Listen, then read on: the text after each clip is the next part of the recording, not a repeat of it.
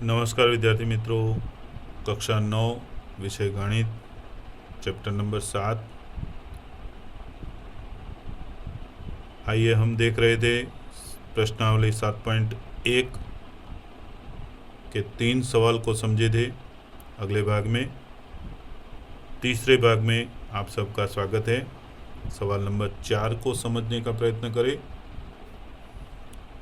सवाल number 4, L और M दो समांतर रेखाएं हैं। यहाँ एल रेखा और एम रेखा दोनों समांतर रेखाएं हैं। कैसी रेखाएं हैं? समांतर रेखाएं, जिन्हें समांतर रेखा P और Q का एक अन्य युग्मक प्रतिच्छेदित करता है। ये दोनों L और M रेखाओं को P रेखा और Q रेखा प्रतिच्छेदित करती है। तो दर्शाइए कि त्रिभुज ABC सर्वांगसम त्रिभुज CDA है। ABC सर्वांगसम CDA ये दोनों त्रिभुज सर्वांगसम है, ऐसा हमें सिद्ध करना है। बहुत सरल है। यहाँ आकृति में L समांतर M है। ये दो खड़ी रेखाएं बनाई है, इसका मतलब संकेत है समांतर का। L समांतर M और AC उसके तियर्क है। अपने प्रकरण नंबर 6 में दो समांतर रेखाएं और उनके तियर्क के बारे में पढ़ा है। तो L और M समांतर रेखाएं हैं और AC इसकी तियर्क है। इसलिए BAC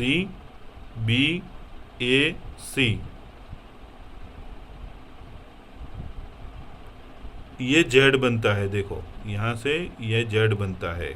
तो ये कोण और ये कोण BAC और DCA ये दोनों एकांतर कोण बनेंगे।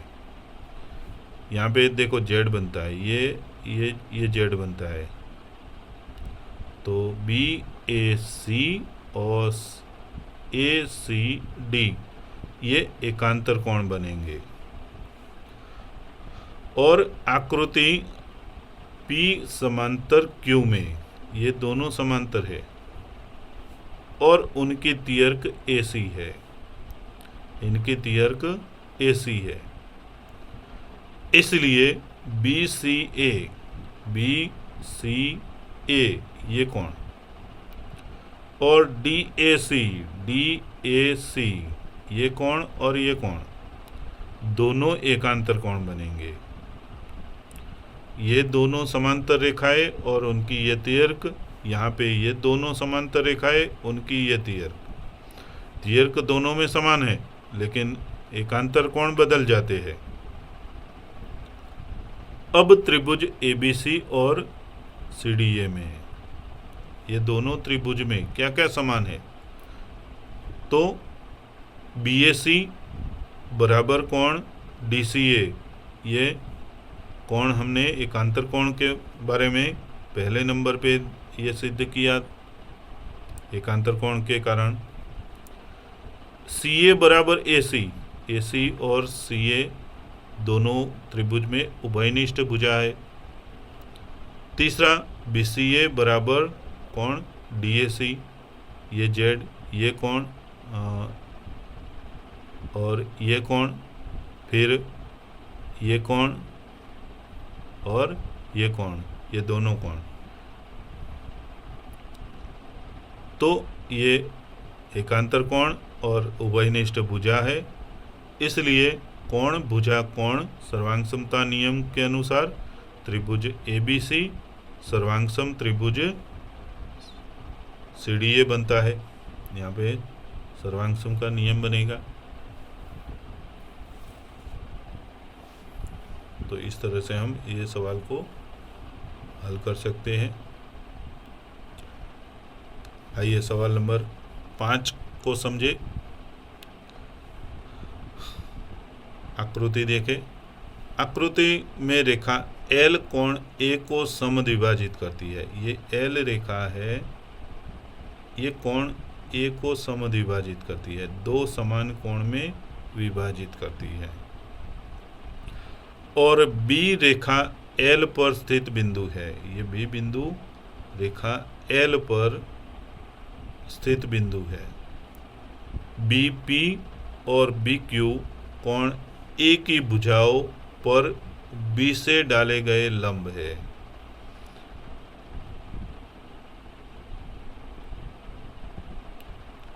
बी क्यू और बी पी ये ए की भुजाओं पर डाले गए लंब है। तो दर्शाइए कि 1 नंबर त्रिभुज APB सर्वांग सम त्रिभुज AQB, APB सर्वांग सम AQB, ये दोनों त्रिभुज सर्वांग सम है, ऐसा हमें सिद्ध करना है। दूसरा, BP बराबर BQ, BP बराबर BQ है, अर्थात B कोण की भुजा से समदूरस्थ है। ये कोण ए की दोनों भुजाओं से B समदूरस्थ है, दोनों भुजाओं से समान अंतर पर है।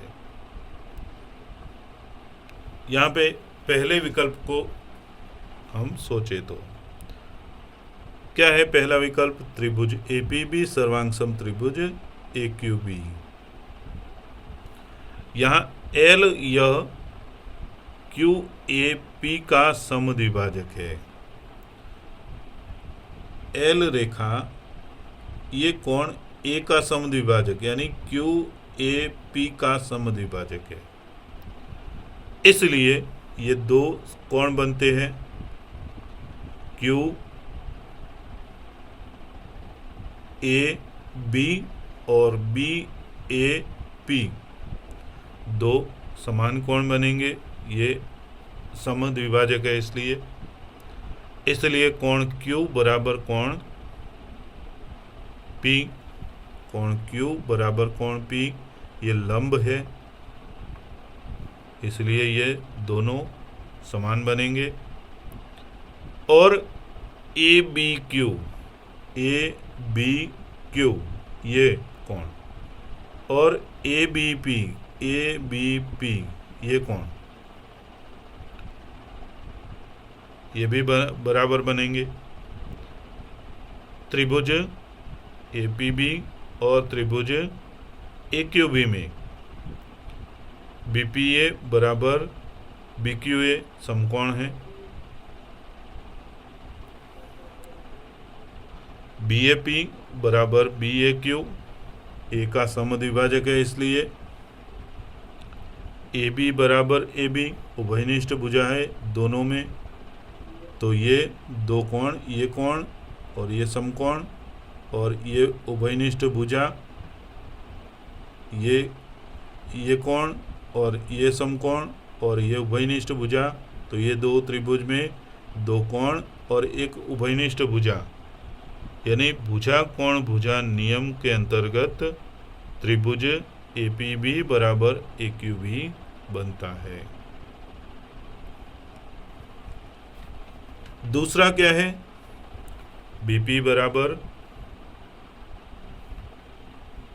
BQ है, यानी हमें सिद्ध करना है B कोण की भुजाओं से समदूरस्थ है। तो यहाँ पे हमने सिद्ध किया APB सर्वांग सम AQB, यहाँ पे सिद्ध किया हमने ये वाला, आगे 1 नंबर, इसलिए उनके संगत कोण भी समान होते हैं। दोनों त्रिभुज के संगत कोण और संगत भुजाएं समान होती है, इसलिए संगत भुजाओं में BP बराबर BQ बनेगा, यानी बिंदु B का AP से अंतर बराबर बिंदु B का AQ से अंतर समान बनेगा। इस तरह B यह कोण A की भुजाओं से समान अंतर पर स्थित है, ऐसा हम लिख सकते हैं। दूसरे विकल्प को फिर से समझे। यहाँ हमने सिद्ध किया विकल्प 1 के अंदर त्रिभुज APB सर्वांग सम त्रिभुज AQB है। इसलिए उनके संगत कोण और संगत भुजाएं समान होती है, इसलिए बीपी बराबर BQ बनेगा। यानी बिंदु B का AP से अंतर बराबर बिंदु B का AQ से अंतर समान है। इस तरह B यह कोण A की भुजाओं से समान अंतर पर है।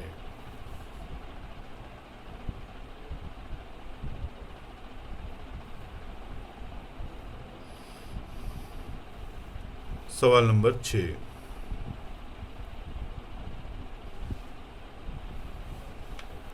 आकृति, किताब में आकृति दी गई है, वही आकृति यहाँ पे बनाई है। आकृति में चतुर्भुज दिया है ABCD, AC बराबर AE है, AC बराबर AE है। यहाँ पे देखो ये डबल लाइन में बनाया है, यानी AC बराबर AE है, जबकि AB बराबर AD है, AB बराबर AD है। और कोण BAD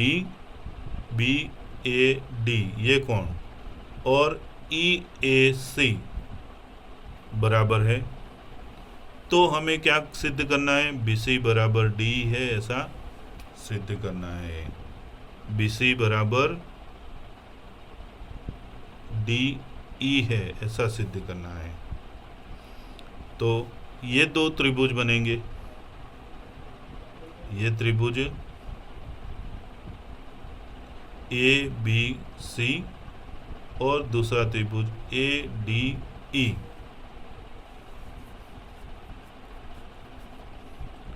या आकृति पर से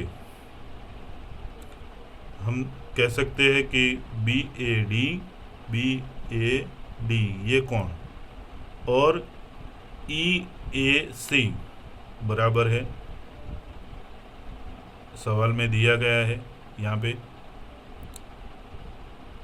अब ये कोण और ये कोण, इसके अंदर DAC दोनों में जोड़ दिया जाए तो BAD प्लस DAC बराबर EAC प्लस DAC। दोनों तरफ पे ये कोण DAC जोड़ दिया गया है, इसमें भी जोड़ दिया गया है और ये कोण में भी जोड़ दिया गया है। दोनों तरफे जोड़ने पर क्या बनेगा? तो BAC बनेगा और EAD बनेगा। यानी इसलिए BAC बराबर DAE और BAC दोनों बराबर बनेंगे। अब ये दोनों त्रिभुज के अंदर, त्रिभुज ABC और त्रिभुज ADE में AB बराबर AD है, AB बराबर AD है, भुजा जो पक्ष में दी गई है। कोण BAC बराबर कोण DAE है, ये रहा कोण। AC बराबर AE है, AC बराबर AE है भुजा। इसलिए त्रिभुज ABC सर्वांग सम त्रिभुज ADE भुजा कोण भुजा नियम के अंतर्गत सर्वांग सम त्रिभुज में भुजाएं समान होती है, इसलिए BC बराबर D। तो यहाँ पे सर्वांग सम त्रिभुज में भुजाएं कैसी होती है? समान होती है, कोण भी समान होते हैं, इसलिए ये दो भुजाएं दो त्रिभुज के अंदर BC बराबर D है, ऐसा हम लिख सकते हैं।